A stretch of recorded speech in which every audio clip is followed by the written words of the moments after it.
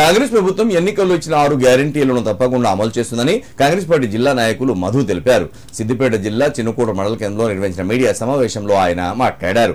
Congress party ఉమ్మడి మెదక్ జిల్లా incharge మంత్రిగా వివేక్ నియామకం రావడం సంతోషంగా ఉందన్నారు. కాంగ్రెస్ పార్టీలో గ్రూప్ రాజకీయాల పక్కన పెట్టి పార్టీ బలోపేతానికి కృషి చేస్తామని, అర్హులైన ప్రతి ఒక్కరికి సంక్షేమ పథకాలు అందేలా చూస్తామన్నారు.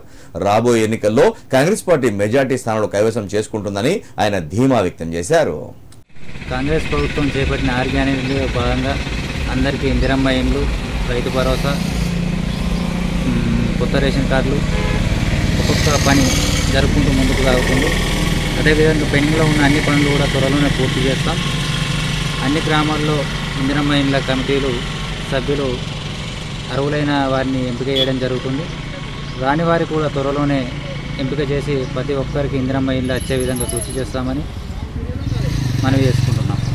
ఉమ్మడి మెదక్ జిల్లా ఇన్ఛార్జ్ మంత్రిగా నియమితులైన గడ్డం వంశీ వెంకటస్వామి గారికి కృతజ్ఞతలు తెలియజేస్తూ, వారు మా ప్రాంతాన్ని అన్ని విధాలుగా అభివృద్ధి చేయవలసిందిగా కోరుతూ అన్ని పథకాలు అందరికీ, అన్ని వర్గాల ప్రజలకు అందే విధంగా కృషి చేయాలని కోరుకుంటున్నాను.